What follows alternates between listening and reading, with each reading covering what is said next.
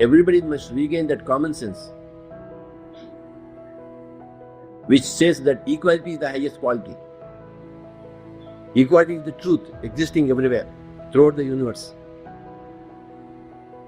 Nobody is higher than nobody, and nobody is lesser than anybody. This particular fact should go into the brain of every person. So there won't be any showing up, and there won't be any meekness. You express whatever you feel, that's all. There the matter ends. You have some feeling here, you express that. And somebody else, something else feeling, and he expresses and we listen to it. We are all witnesses to each other's feelings. I listen to your feelings with all respect because you are equal to me, I am equal to you, and I expect that you should listen to me with the same respect that I am listening to you. This is all sheer common sense for me. For me, common sense is enlightenment. Buddha regained his common sense when he said, I became enlightened, Mahaparinirvana. What is Mahaparinirvana? It is great common sense. With common sense, you enter into nirvana, a state where there is no suffering. With sheer common sense, you enter into nirvana, Mahaparinirvana, Parinirvana.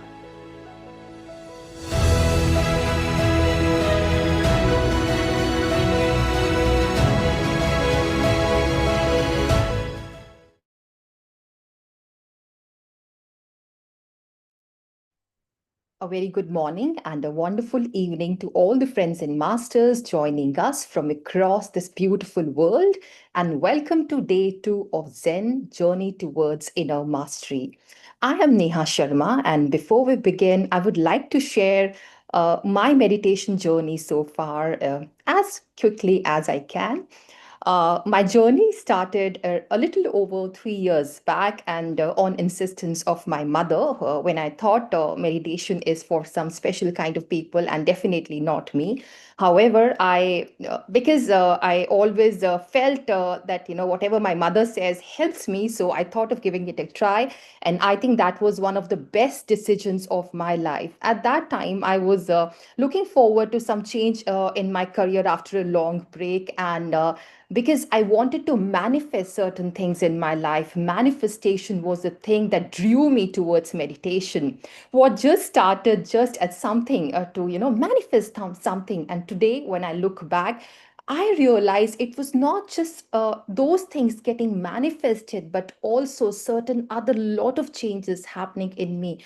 I not only manifested the dream job, the dream career exactly how I wanted. Apart from that, I think.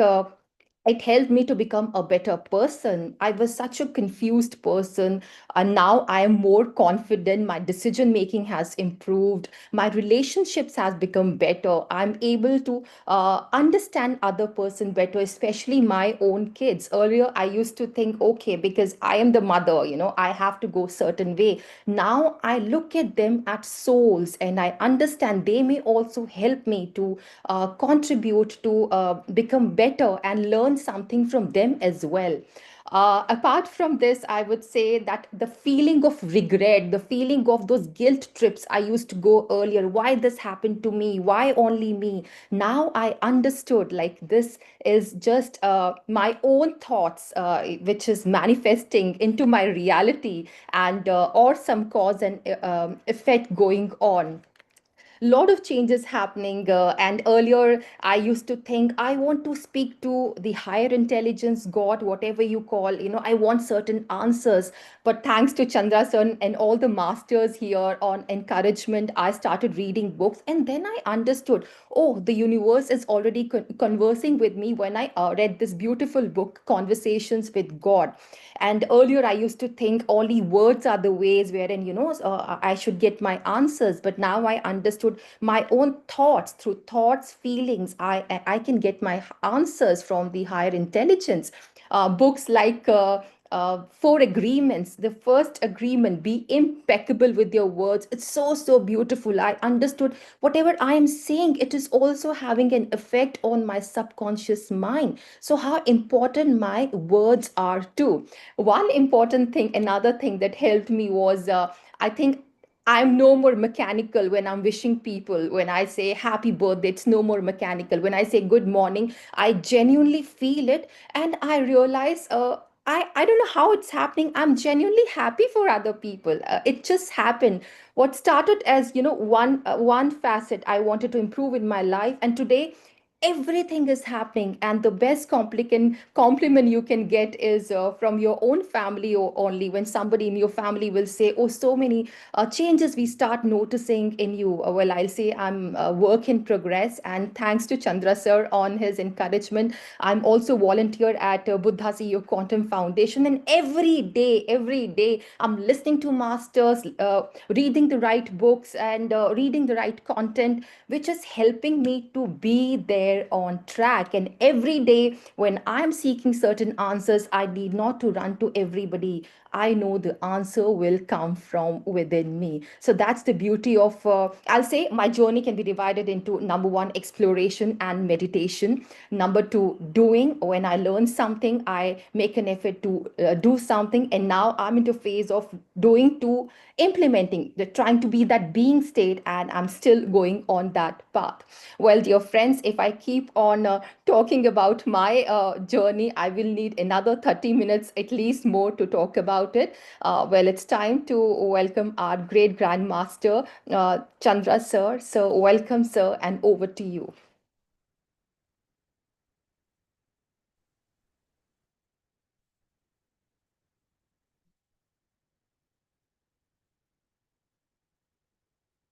Thank you, Neha madam, for a wonderful morning inspiration. You threaded from common sense that Patricia talked about.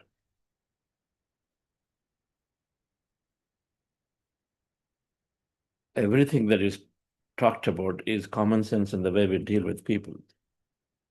So thank you for that. Happy morning, dear friends and masters. Great afternoon, evening. Yogaha chitta vritti nirodha. This is the essence of Patanjali Maharshi's Yoga Sutras. About 200, about 200 Yoga Sutras. But this statement, Yogaha chitta vritti nirodha, sums it up all. Means that emptying the mind stuff. Yoga means union. When you empty the mind stuff, you become one. You become one with the seer. You see, seer and seen. Seer is the one who is an observer, who is seeing. That's consciousness, that existence, that intelligence. And it happens simply by resting our mind stuff, or eliminating the mind stuff. Breath meditation is exactly that. Is observing. Breath meditation is to eliminate the incessant thoughts in the mind, quietening the mind, resting the mind. Then whatever we are, then we are merging with the whole. Simple. So let's go into the practice of breath meditation, observing our natural breath that we practiced yesterday once again, dear friends. Relax yourself. The simple practice is to, with our eyes closed, observe our normal, natural breath as you see in the picture. Comfortably sitting on the floor in the chair, with feet crossed, fingers into fingers, hands in your lap, comfortably rested, closing your eyes, with your attention at the root of your nose, in the middle of your eyebrows. Observe your natural breath. When you observe your breath slowly, mind becomes empty, mind rests. All the activities of the mind slowly, slowly cease to exist and will become emptier. That's the state to be in. And when you are going into observe the breath, you go into empty states, the thoughts, the activities of the mind come back again. When you recognize that you have activities, you have thoughts in the mind, bring your attention back to the breath. Again, start the process all over. This simple technique is helping us to go deep into ourselves, to connect with the seer, the observer in us, called awareness. That brings all the changes into our life. Relax yourself. Sit comfortably with your eyes closed. Relax your body.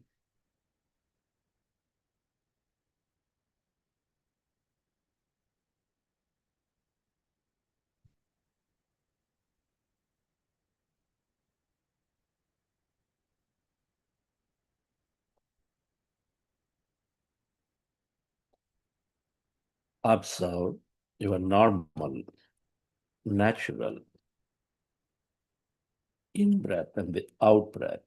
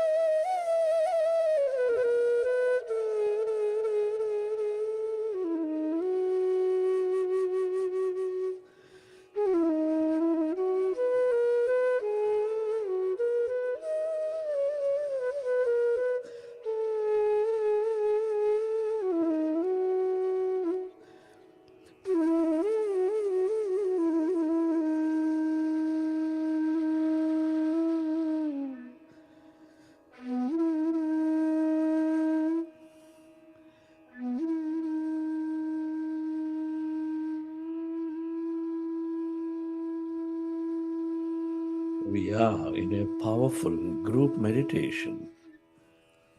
When you observe your breath, your mind slowly becomes empty.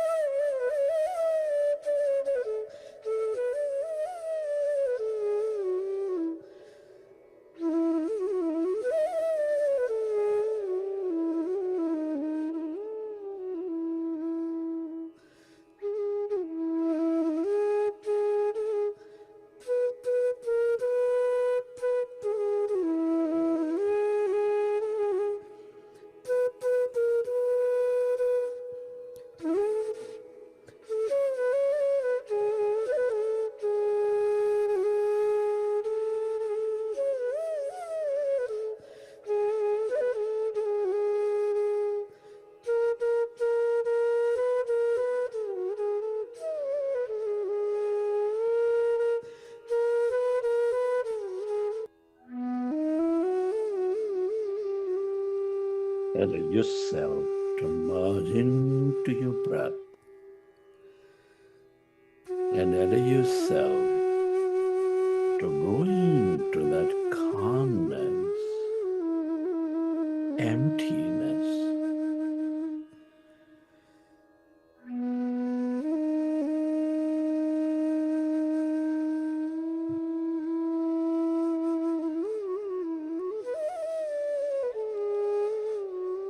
We are body, mind, and infinite intelligence.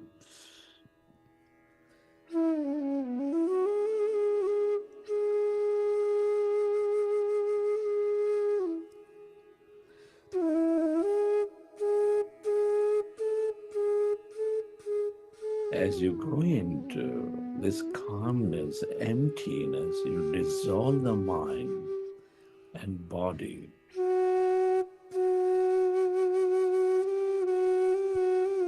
You experience and become one with that intelligence.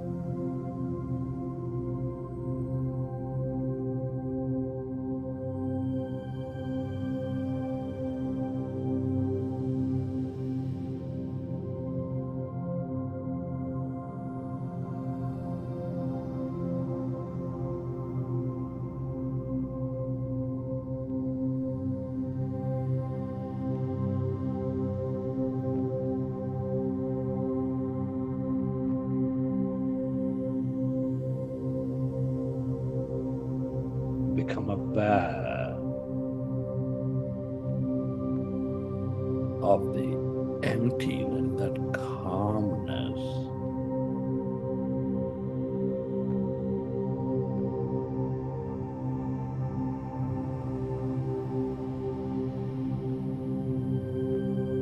As you merge into your breath,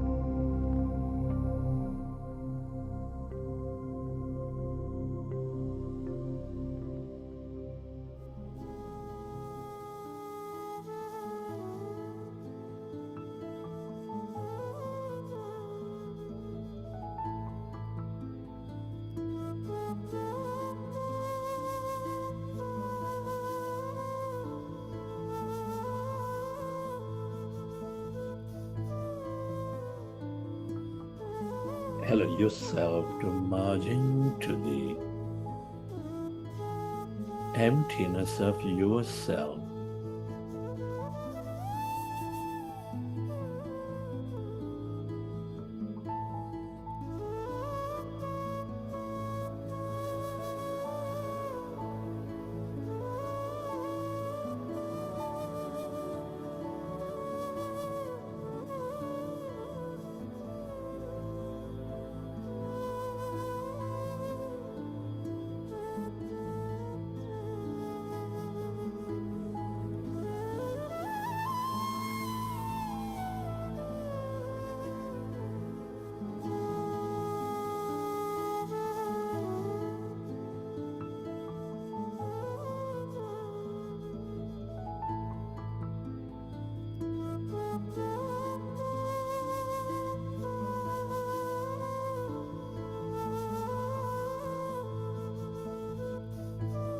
This is your divine self,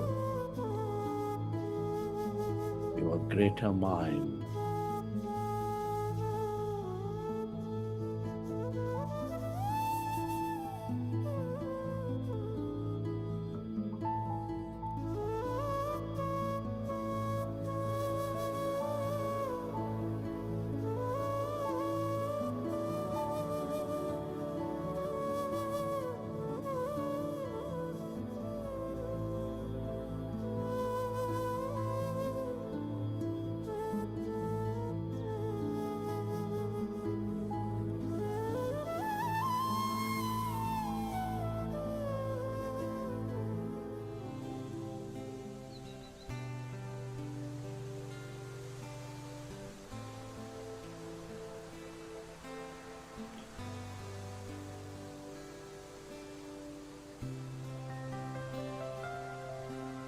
Friends, at this time, let's express gratitude. Gratitude to all things and everyone.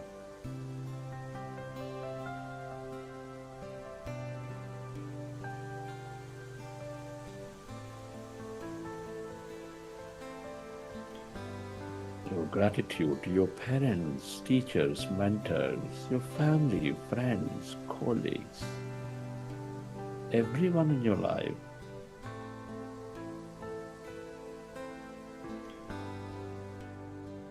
Be grateful for this grand nature, the bird, the fish, and the animals. To all things you use, the technology, the system, the company, the governments.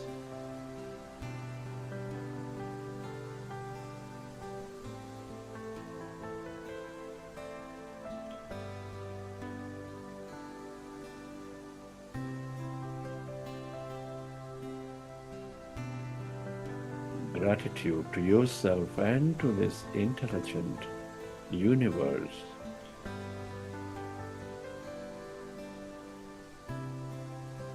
Gratitude is the ultimate state of receivership.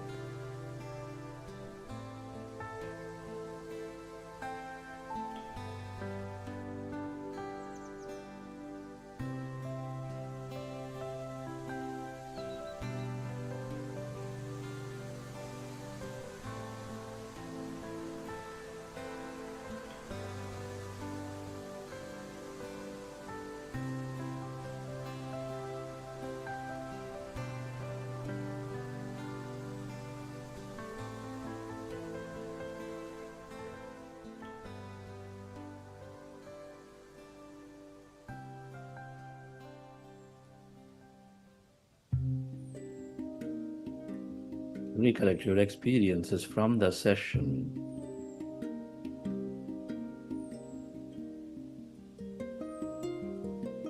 And whenever you're ready, you can keep your hands on your eyes for 5 seconds and then open your eyes.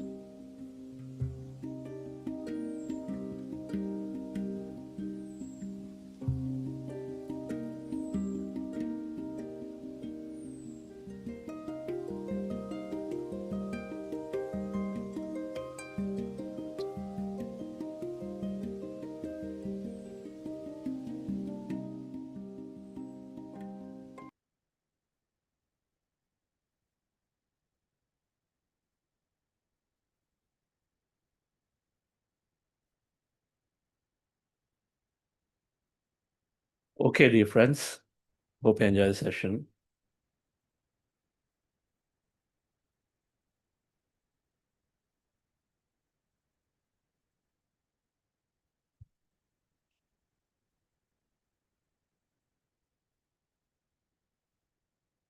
For all of us, the chitta vritti, the incessant mind stuff, that's very common. For most people, it is common. Most is 90%, 95%, 99%.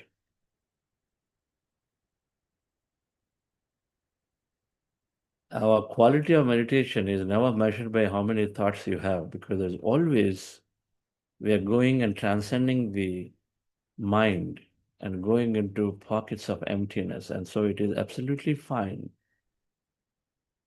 And those of you particularly who join new, and you're finding a lot of thoughts are coming. And so this meditation is very difficult. And if you're coming to that conclusion, not at all. It is common to have thoughts. So it is wrong to conclude that I don't have good meditation. It is difficult for me. What's important is to be in the practice. The practice that we are observing on breath, observing the breath. And so that is making us focus. And then from the observing the breath, if there are experiences or if there is something that is happening to you as your mind is becoming quieter, as the mind is becoming quieter, emptier, when something is happening to you, what is happening to you, there is some kind of emptiness, some kind of non-existence of you, sensations in your body, moments or visions, any of those when they come, and that happens automatically, not something you do, you simply observe all that is happening to you. So initially we are focused on the breath, and as things happen to us, we are defocused towards all of that is happening to us around, simply being a witness and observing all of it.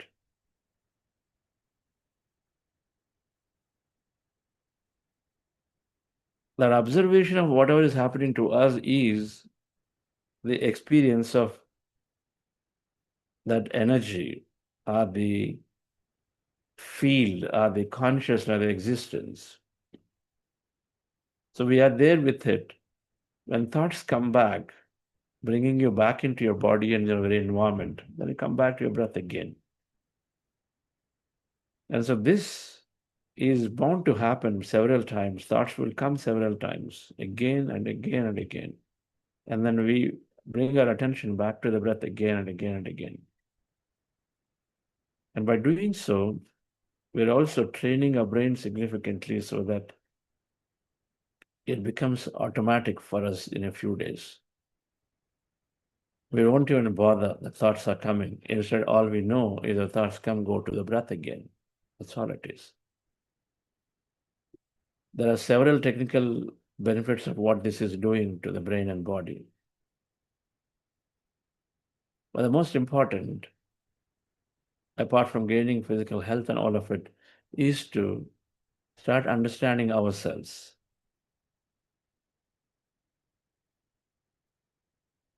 When I was in the United States in the year 97, 98, 99, I was there much before. But those are the times when my younger brother used to call and then ask about meditation, ask me to practice meditation, Dr. GK. And I used to dismiss it. But then he used to talk about one important aspect, that he was doing some astral travel. And he was conversing with spirit and soul, some concepts he was saying as a medical doctor. I ignored it even more. Then later, he mentioned that meditation will give you success. You must do it. I was avoiding it. But I met Patriji when I came to on vacation to India. So Patriji, my dad took me to him in Bangalore. And the backdrop of what Dr. GK was saying, that there is something paranormal about it, that he was talking, conversing with spirits, or doing some, he was using the word soul stuff. I didn't understand much of it. But then with Patriji, he questioned, saying that you do not know anything. That's the words he used, do not know anything. Because I simply asked, with simple meditation, will it really empty the mind, and then will you go into all these contacts of soul and this and that? I just simply asked, will it really empty the mind and do everything that is being said? So that question came out of huge ignorance. I was trying to demonstrate that I knew something. I was not even practiced at all. I was simply asking.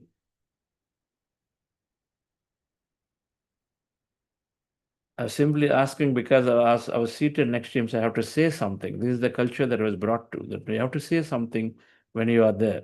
You have to impress upon people because you are the educated, you are this. And a grandmaster opening my mouth just like that without having any intention to practice, and more it came like out of some kind of a arrogance, that really does it really happen? And so of course he didn't like, and Patriji was a Zen master, straight shooter. And so he immediately got up and said, you don't know anything. And so then learn from this boy, and walked away. That's when I realized I had huge self-importance, too much egoistic. Because those words really bothered me a lot, quite a bit. 3 months I struggled on this. What is bothering me? Somebody saying some words bothered me for 3 months. Why is it bothering me? And I can camouflage it and say, somebody did not have manners, this and that. But then, whether they had or no had, it didn't matter. But then, why is it bothering me? Why am I feeling bad about it? Why should I feel bad about it?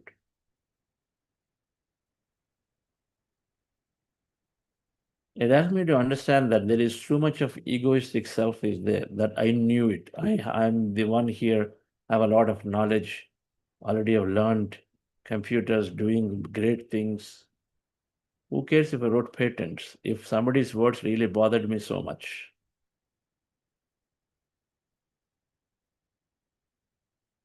And so then that is the beginning for me to start my journey of questioning myself, of looking into all of this concept of spiritual science. I was simply, I must say, at that point, doing what everybody else were doing. Simply, yes, work, get raise, pay hikes, more money,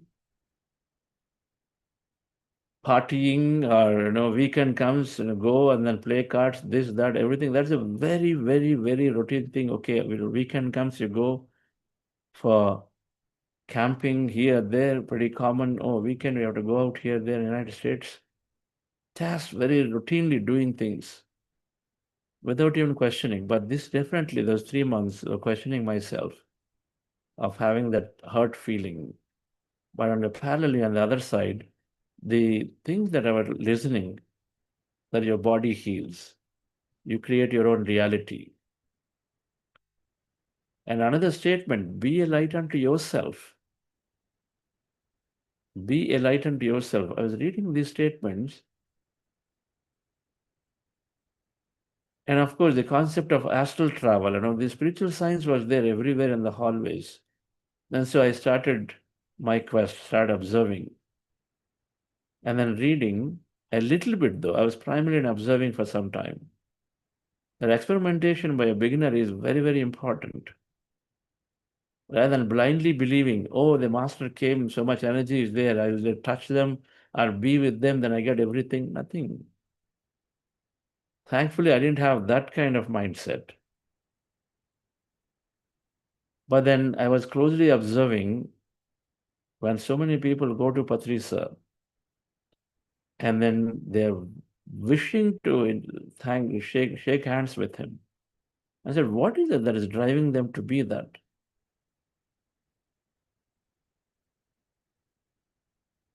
And then I started reading books that are recommended by Patriji, and then many books were there. In those days, getting books was that not easy.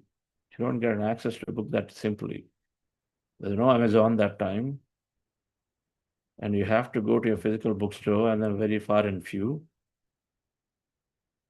And so there is good collection. The thing is that the book started helping me. And then first book I read, I remember, is The Road Less Traveled by Scott Peck. Only one point I remember from that book. Many things are there. Scott Peck is a Harvard professor or whatever, I didn't even remember. But it was a recommended book I simply read. And it said, you have no right to question someone unless it helps them to grow spiritually. Trying to understand the concepts, that non-interference is a big thing. Everything we would interfere. Everything would simply go and give suggestions to others. But non-interference is coming as a concept. No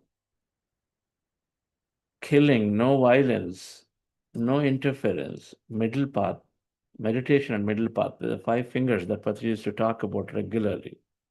No violence, no killing, no interference, meditation and middle path. And so non-interference, of course, we may not be doing killing and violence, except that I never thought that I was party to killing when I was eating non-vegetarian that time. It never occurred to me, it's a belief that this is a matter of fact, it is fine, eating non-veg is fine. I never even thought that it's actually causing so much grief and hurt, because it's there in my family. Many people are not aware. It's an automatic default behavior. It happens to us because we just rose with it. It's a culture mind that's given. But then when I read this book, non-interference, and so this book was talking about it, you do not have a right to question unless it helps them to grow spiritually. So many things that became clear to me in terms of asking, as my brothers, my sisters, I don't know, colleagues, just like that, giving suggestions, all of that, I was able to easily understand this and then start pulling back and giving unnecessary advices, mundane material advices. Then the questions about life and death, the answers, life and death, success, failures, many questions. The books that are talking about who are you and all these souls, astral travel, life after death, they've been talked about very naturally, very casually. And so I started reading books around these. Lobsang Rampa, the book. Before that, I read this book called Conversation with God by Neil Donald Walsh. Before that, I read this book called Jonathan Livingston Seagull, and then a book called Alchemist. These are all in the beginning at that point in 2002, where I started foraying into the detail. Each book is giving many answers, and the conversation with God gave all answers, that we are here as existence, we are the whole, that we are simply here for experience. Everything is an experience. Experience means you are transcending the good and bad, the raga dveshas, likes and dislikes, success and failures. All the dualities are transcended. This is simply saying we are here for experience. In Bhagavad Gita, it said, Shubha Ashubha Parityagi. And so, conversation with God fundamentally emphasizes that you are here for an experience.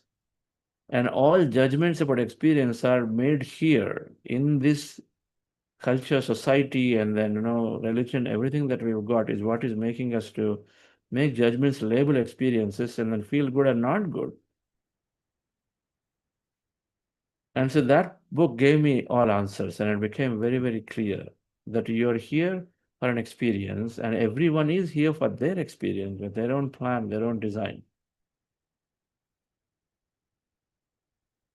And sometimes, based on where we are in our evolution, we understand some points easily, and sometimes we don't understand them. And then I was able to understand some of this very, very easily at that time. And so then all questions are slowly dissolving. And particularly also when I read this book, Lobsang Rampas, because Patriji used to say, this is the book, You Forever, that helped him, and it gave him all answers. That's the book for him. It gave him all answers. So I read that book too, and I was experimenting a little bit around it in reading auras. Etheric, there is a book talks about something called etheric, a small etheric body around us, physical body, where these nadis, the energy tubes are there. There is a small video called Spiritual Reality in the internet, Spiritual Reality. Watch that video. It sort of gives a nice view of meditation and what this energy body is, and then what meditation is doing to the energy body. One perspective. So that etheric, then there's aura, which is based on energy field. Now later, much later, I get to understand that we are always producing electromagnetic energy. Our thought, our feelings are all electromagnetic energy. And so that is there around us. Shows up as aura. It's called spiritual sense, it's called aura, but then that can be scanned, can be measured. That is there. So looking into the aura, or some of those techniques are given, then go into an astral travel, or whatever it means, that energy body travel, or simply to be saying, when you go into deep sleep, in dream, and we see a lot of things in dreams, and we dissolve it as random. But there's all science around connecting dreams as experiences of exploring the infinite dimensions. And so after reading that book and after doing some experimentation, this is in year 2002, in the first 6 months, it became clear to me that if I was suffering, and then by then I already seen the differences in my first 2 months of meditation in August, September of 2002, I already was seeing the changes as I was reading. That my suffering, the stress is going away, and then feeling bad is diminishing. Answers at least came. And so since that point, dear friends, then many, many books that I've read and read and read. I would say all the way till 2019. I started teaching a little bit from 2012 onwards. 2015, it went a little more through a place called Soul Trance in Bangalore. It's a meditation center. And every week I would go and then do a session there, maybe sometimes two. But then a lot more happened. And I would say in the 2020, until that time, since I was working and of course doing a little bit of teaching, but in all of this time, reading these books immensely helped me.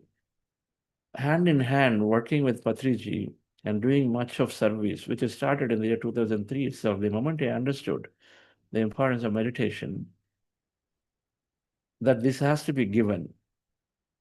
This knowledge has to be given because it healed me. Then the suffering is becoming only lesser and lesser. I won't say it's gone, lesser and lesser. You become a lot more aware. Problems were happening. We didn't have sufficient cash in the company when we bootstrapped. But then we knew that if you are there with our attention, enough of attention there, if you put our attention there, things will pass through. And so we're able to, and then were able to easily do sacrifices, taking less salary. All of this were easily be accepted to, rather than keep on worrying about feeling bad about and say how long this goes on, this and that. But it became a clear answer. It is my choice. It is my choice to be there. Nobody told me to start a company. It is my choice. And so your choice, and you accept it. So I started experimenting with thoughts create reality. And so doing surveys and then experimentation on thoughts create reality helped me greatly in gaining what I want in the business, in the company, when I was technologist. I wanted to be the CTO, so became a CTO. While there are other technical people too want to be that, but then your manifestation would happen, and so then you do that. You're able to align into what you want to do, a job.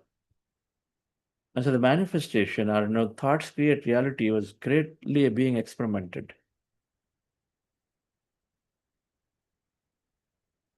During this period of reading and then intensely having much clarity,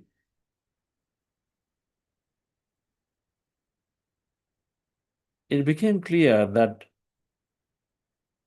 you no longer think the same as before. You no longer are worried about death. I mean, I've done a lot of experimentation on death.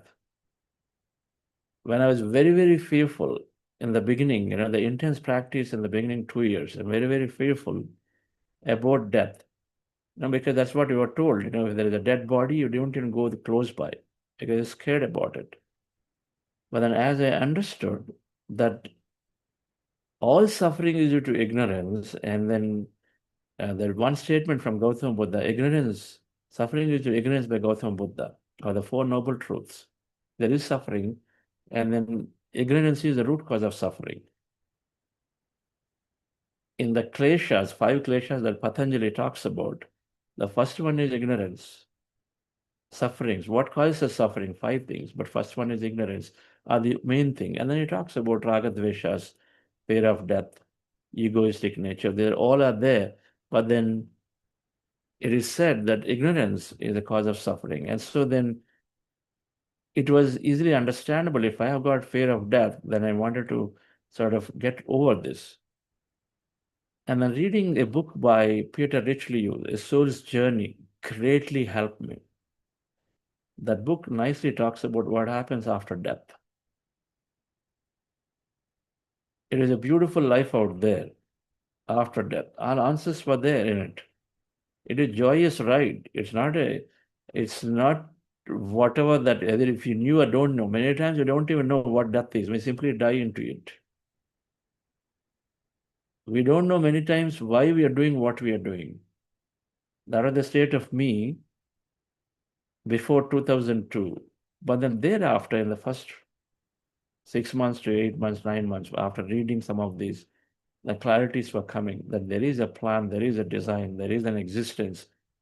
It's not simply bones and molecules that we come here and then simply be here. This is not the only life. Because why fear of death comes? Because we all have, this is the only life. Or we have too much attached to people around us. Raga, dvesha, too much attachment. First answer comes is, I have many kids, I have my kids. Who will take care of that? My family, with too much attachment, didn't have an idea that they are there for their experience, you are you for your experience, and everybody, until they finish their experience, will not go from here. Everybody, until they finish their experience, will not go from here. Because we come with a design and a plan. But when we didn't have this idea and understanding, and of course, then every moment is scary. Anything that comes, the moment a virus comes, it is scary, fearful, because it can happen to lead towards death. That fear is there. But when we study, and when I studied this, and I saw and met many people, the answers came that it is a passing stage. And then to overcome that physical death aspect of it, I was able to, particularly wanting to go when someone died, to be there at a cemetery and be there to see what's happening and what happens when you burn the body. And when you've been told don't go to cemeteries, actually wanting to go and then go there and then spend some time. And that's when you recognize that, okay, all of this is only fears that are there put into you, conditioned into you. The concept of ghost. What is ghost? It has been talked about that, if you go into cemeteries, there is some light can come and something is there. But this ghost used to be a big thing for many people. And then you can't even speak about death and ghosts in the nighttime. That is the culture. But then when you read the books and understand the concept of souls, Michael Newton, that everyone becomes energy, and so then the energy is, the consciousness is there, threading life from one to the other. And so then if you read and understand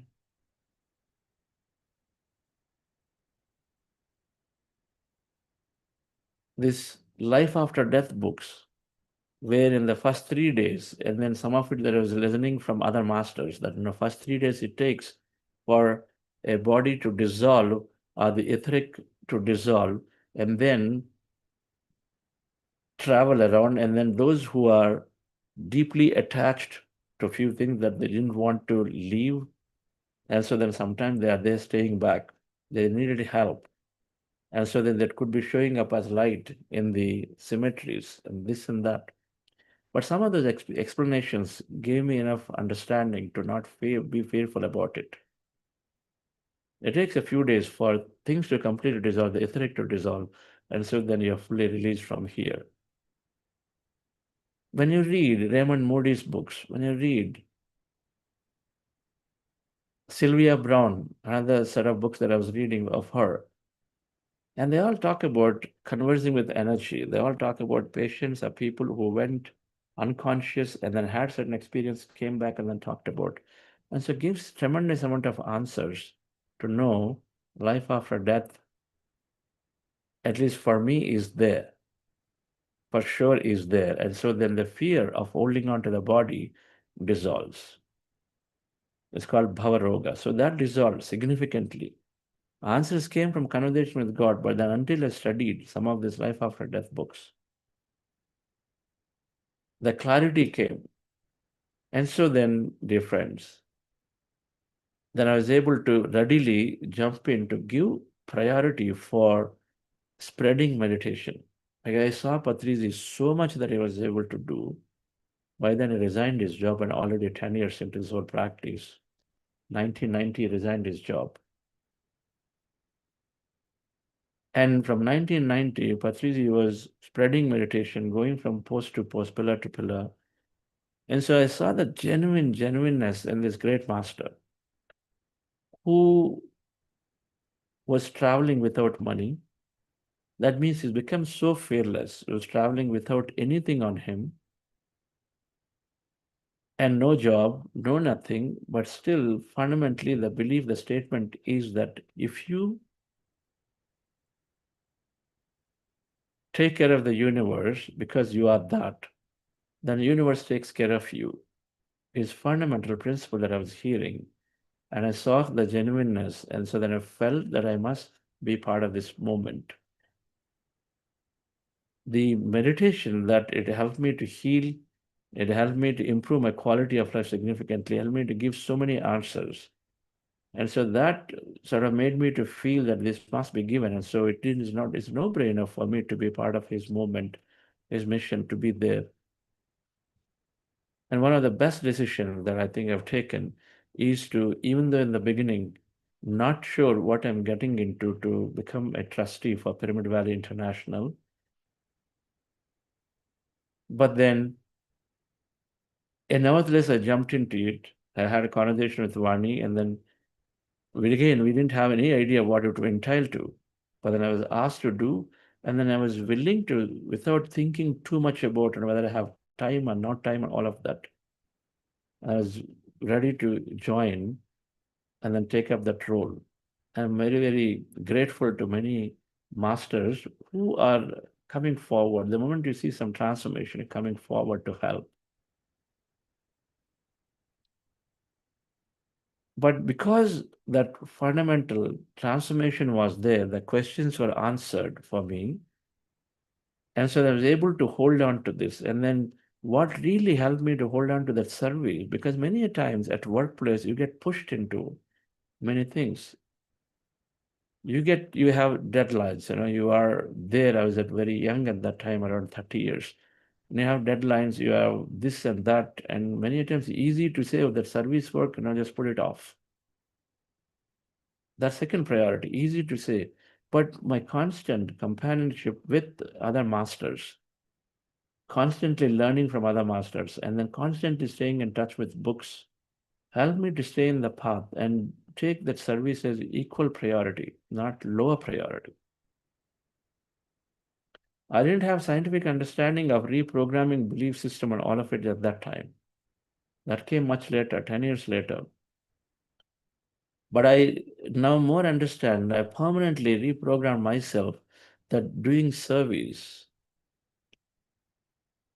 and then helping is a fundamental nature of myself was ingrained to me, because when you recognize with meditation that with understanding that you are here simply as the whole,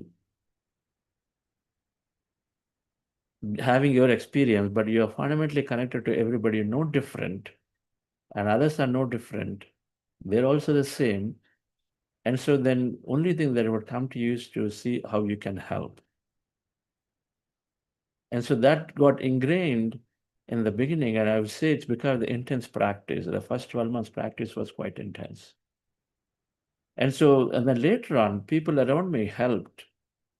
In case I was getting pulled away from my service activities, they were there and they would call, they would speak about, they're simply inspiration. Patriji would always, and I made a point to meet him. One important decision I did was to meet regularly with him, be there with him, and observe every time he came to Bangalore. Once in 6 weeks, once in 8 weeks, he would come, sometimes even frequently. And so being able to meet and spend time and be in that energy of the master really helped. So the company of good masters, and then that's why we encourage, and then we come into meditation, we say, always make friends, at least a few friends, few masters. And then give meditation in your area, give a meditation to your community. And tomorrow I'll talk about how my family played a key role, because the family plays a role, because they're the people around you. And they're the ones who are, if they are meditative, and if you to spend time in them, and then they become greatest support. And so it goes without saying that family is equally there, that we want them to experience it. And so if they experience, and then they become your great support, because your environment fundamentally changes. The research is that, the Harvard experiment, in 1 week of environmental shift, people became young again. People of 40 to 60 years of age and behaving like youngsters of 20 to 40 years of age in 1 week of staying among people who are all thinking they are young. And so environment matters a lot. And so which means that, giving meditation to the environment, to the people around us, is important to make those friends around us who are meditators, to whom we work with.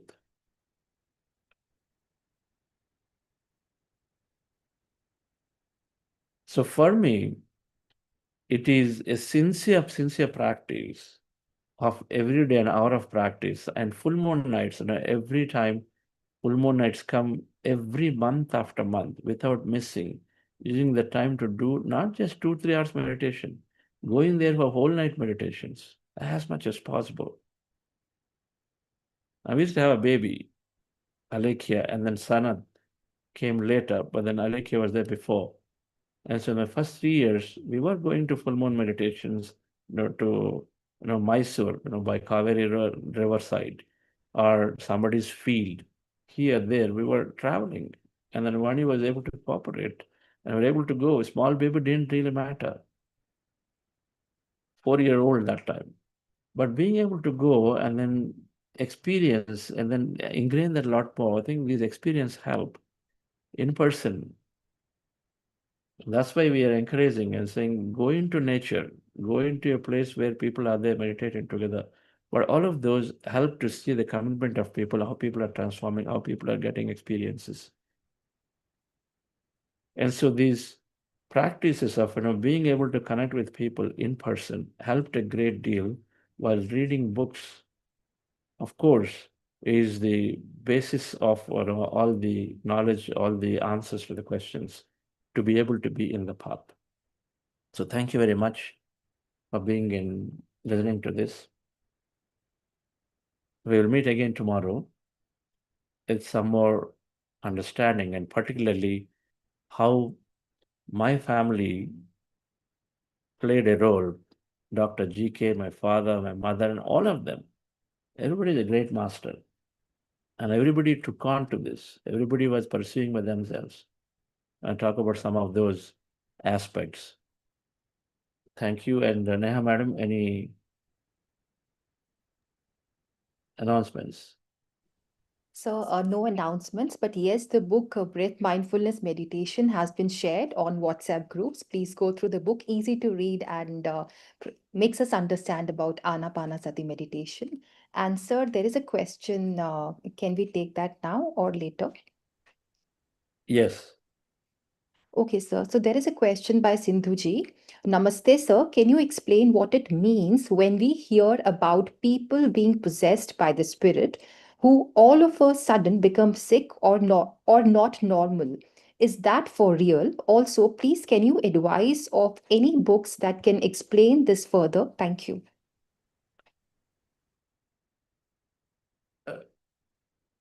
There are, everything happens through our belief system, first one. And so the belief system is saying that there is a spirit, there is this energy that is possessing me. And so when the belief system is there, and then when we are weak-minded, without having that understanding, it is possible that somebody comes into us to carry on their work and energy. For example, in the material life, let me give an example. If I'm weak-minded, and then somebody who is, say, criminal-minded can slowly infuse thought into you to get their work done through me. It is possible, isn't it?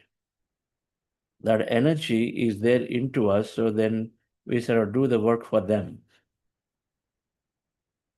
So it is that weak-mindedness through which we attract and we allow others to operate through us.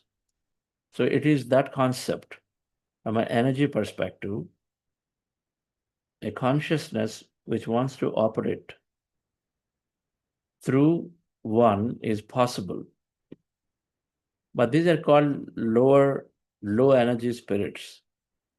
The spirits of low energy is exactly what we have here. Somebody who is low energy, criminal nature, manipulative nature. It is possible that they may be there, and they are always there. And through that, we sometimes become what we use the word victim, because we're not aware of what's going on.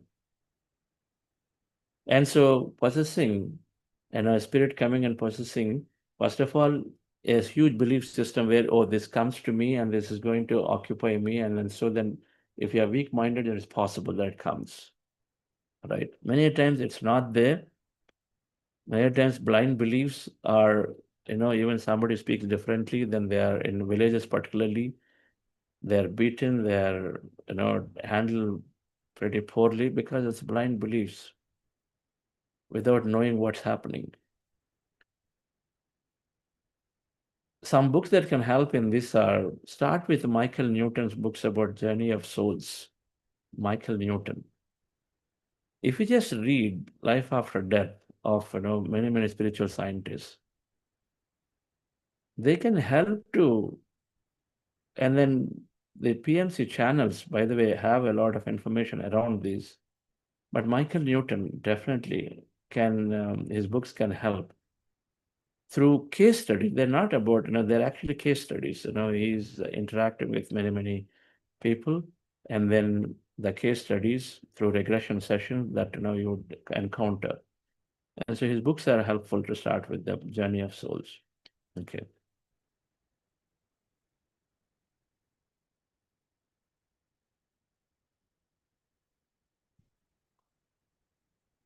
When we meditate, when we study spiritual science, then we come to a fundamental conclusion. We become the master of our life, master of our mind. We know our thoughts create our reality, so it applies to everything. It applies to everything. So I'll talk about the concept of black magic and where we are so worried about it. And then, but when we simplify the understanding of what that is, and then it disappears, it dissolves, because it's all about having a strong mind or mastery over the mind. Because everything is drawn through our own thought. That's all it is. The more we understand that everything is drawn through our own thought, and so then it's the biggest shield that we wear to ourselves. So nothing ever can touch us or make things happen unless we agree to do it. That's the whole concept that we understand when we read the spiritual science. Yes, madam. Thank you very much. So thank you all, dear friends. So we'll see you tomorrow again. Of course, we'll stay back for some more time for any questions or interactions. So have a wonderful day. See you tomorrow.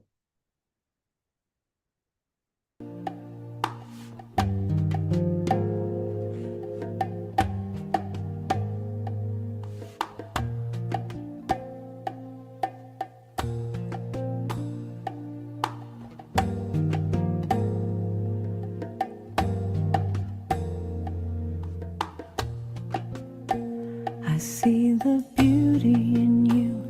I see the power in you. I see the greatness in you. And so it is. I see the child in you. I see the sweetness in you. I see the softness in you. And so it is.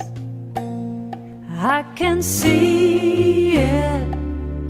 It's right there before me. I can feel it deep in my soul. I just know it, that you are an angel full of magic and power and pure sweet love. I see the goodness.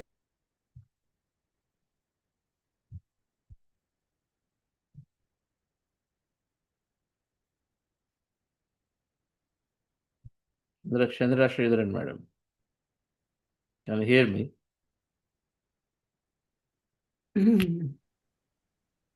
I have some concern about the concept of ghosts you are talking. It's not very important, interesting topic for me. When you were saying I'm a little bit worried and looking at my place, I'm sitting by myself because I'm saying the mind has any way of triggering anything into you. So I said, no, it's my thoughts. Just be quiet. I was sitting. And is that sometimes some people normally we can sense some negative energy when they were coming or when they are talking, sitting next to you or something. And in what sense they are different from some other bad spirits? That is, you are saying that comes after the death. If the soul is not properly died or it has something else to finish, so it will be wandering around. But what about the people who are in body and soul, but they are very negative? We can feel it in their thought, word. It's the same thing. No, but we don't. They are same.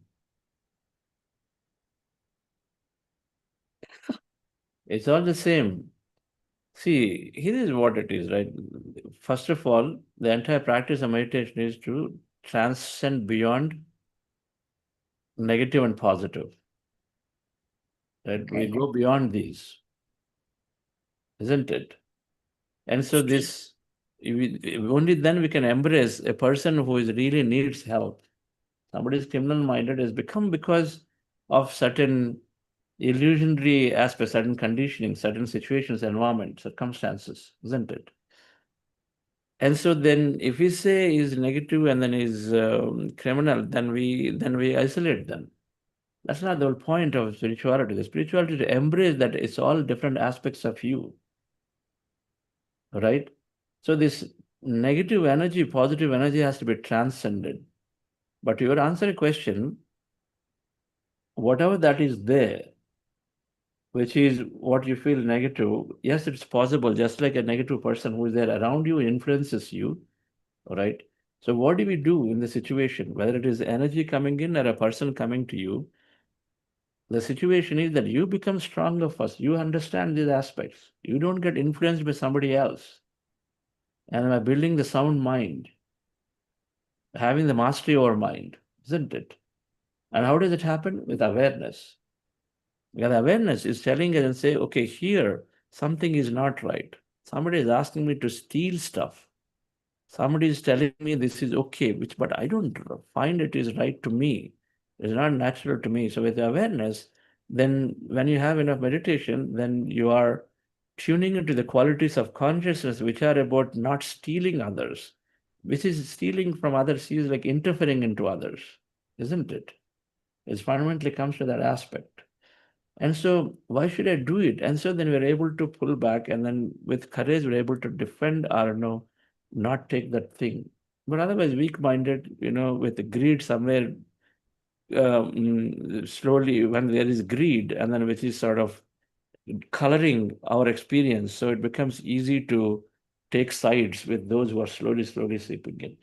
And so the ideas, the concepts are build awareness and get in regular meditation, being in close touch with the consciousness so that we know what is right and not right, the feeling. When these two are there, then you are able to handle any energy, whether it's negative people or whatever, appropriately, without necessarily having the feeling of enmity to them.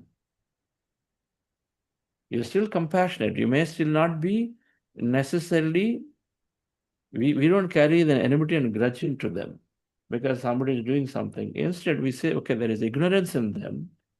They need help. And first is about protecting ourselves. Second is about to see how we can help them. This is how our approach is going to be. Okay. All right. But the answer is yes, it is similar. Somebody who's come with a negative thinking and they're enormously, greed-oriented or whatever, which is causing lesser experience for you, suffering for you, is same as, that thing is an energy form. They're the same. Okay. That So we sounds have to recognize that they're there all everywhere. They're there in the physical environment, they're there in the energy field. Yes, Okay. that is true. So, and one more question. Can I ask you one more thing? It came from you said non-interference of somebody else's meditative spiritual life or meditating strength, whatever they have. It's not our business to question them or ask them how much they have gone or anything. Because I remember, I have to give you my personal reference. My husband used to say always, you are not that deep yet. You don't have that spiritual quest to get in deeper and deeper into life. That is, there are so many things you have to understand. I used to tell this, I always tell him, you have none of your business to question somebody else's spirituality. This is somebody else also told me, not my husband. It's not spiritual what you are saying. So how do you measure? What is that which is going to decide whether you are spiritual or do I? I don't need to prove it to anybody. That if I have some understanding through my meditation or whatever. Is it What does spiritual mean? What does spirit mean? spiritual?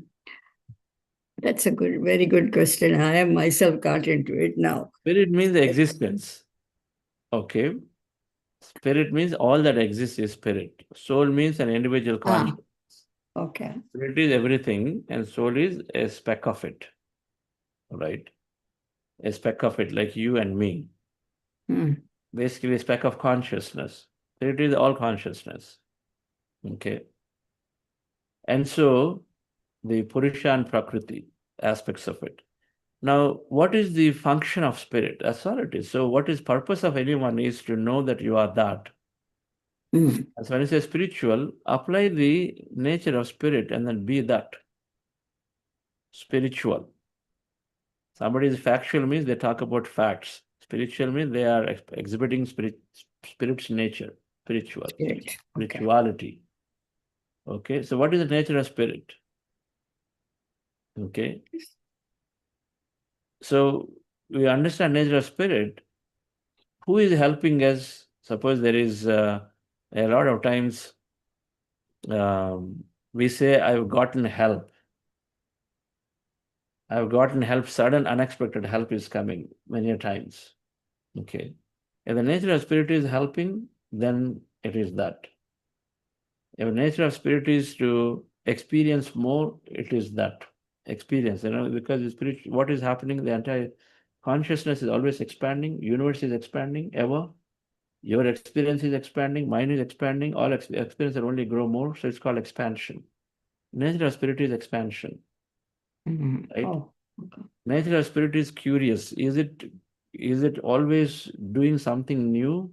Newness is nature of spirit. Okay. So we simply say infinite creativity, infinite love, right? They're all there as the nature of spirits. And so then spirituality means exhibiting that thing. Okay. So nature of spirit is free will. This is where we study spiritual science as a free will. That means everything is, do you like, if somebody stops you from doing things, do you like that? If somebody stops you from doing things, you want to paint, says, no, don't do it. You want to cook something, they say, don't do it. You want to work, they say, don't do it. Will you like it? No, we don't. I don't. Nobody likes their freedom to be taken away. Nature of the spirit, that you want to be free, fundamentally. All right? Yeah. And so these things is what we have to apply. Spirituality means apply all of these qualities in the way we behave.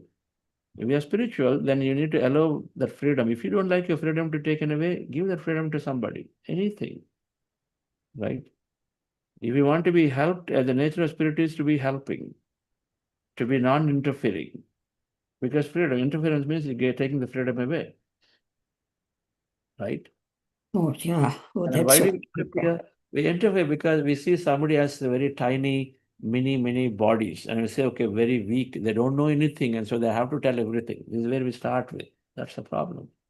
Because we don't look people as that same consciousness. Instead, we're looking people as simple bodies with limited knowledge, limited understanding, everything limited. We call them human, and we say this is simply human being, lesser mortal. Something is far out there. Okay, so that's where the thing is. So that is the first understanding, is to recognize and say everyone is energy of consciousness. And everyone has got the same capability as you and me.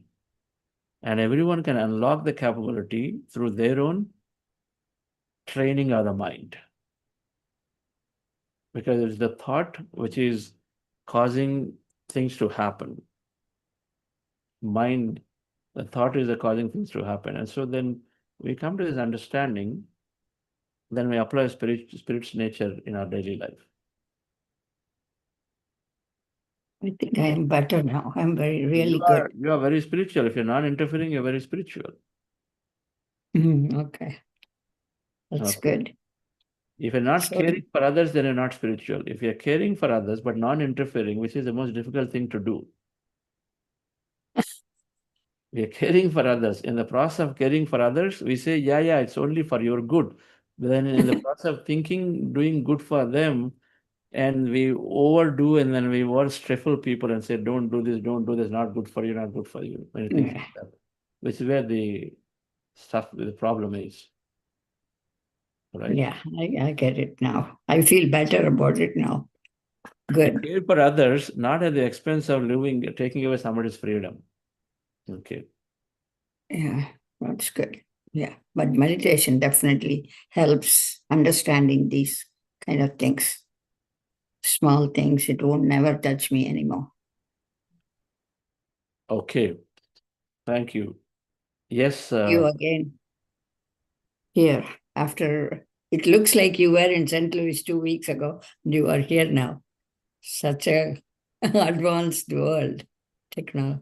So nice hearing you, Chandra sir. Thank you. Yes, Kiran?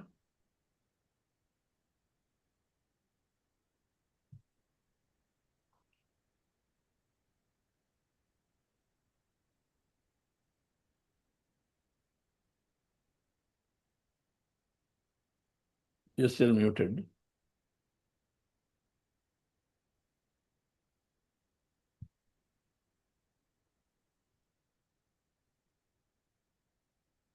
I didn't know how to unmute you. Okay. Yeah. Yes, sir. It's wonderful experience, and I would say, like, I have read most of the books that you have mentioned in this session, and my understanding towards everything has evolved after reading these books. And recently, one of my favorite reading is The Alchemist. It opened my thoughts in such a way that to progress myself, it's always like we run towards, like, everything and anything, and we always try to find what is there, what is there, what is there, and we always want to get there, and then see, like, the destination is the most important thing in our life. We always want to, as you said, like, do that weekend thing or relax in that weekend and get these goals achieved. And we try to forget that the journey itself is as or more important than the destination. So it's a wonderful journey. And with Buddha CEO, with, it's every day try to learn more, increase your wisdom.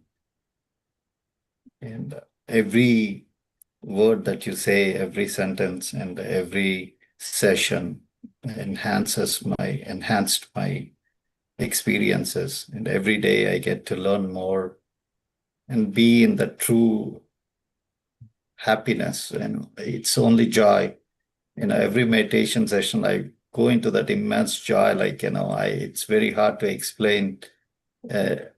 Sometimes I get addicted so much into that happiness that you feel like you want to be in that state forever. Thank you very much, Chandra sir, for what you do for the community, for Buddha CEO. And we're all so truly blessed to have these sessions. Wonderful. Thank you. Thank you. Thank you, Kiran.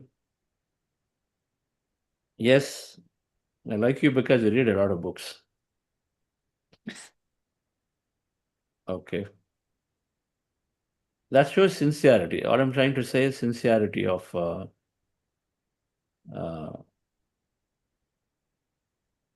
wanting to know more. It's all about knowing, because doing will happen. And as you said, that knowing is there, first step. This is where we limit ourselves in many, many ways. And this is where it's a difficult proposition, because subconsciously we get pulled into doing what we are doing. And so taking certain steps to know, and that is, books are a great way. Just having whatever that a regime to read and read and read and say, no matter if I don't read today 10 pages, I'm not sleeping. And then having certain oaths of that nature is really, really worthwhile. really worthwhile to do. And if I don't, for example, read something in 2 weeks, then I feel fundamentally missing something. I read almost every day. And we all do it now, right? But then that needs to be inculcated, absolutely inculcated. The practice, meditation practice now is irreversible for most of us. And so when it's there, and then you're reading, then doing becomes an automatic, isn't it? Much more. Thank you all, dear friends. See you tomorrow.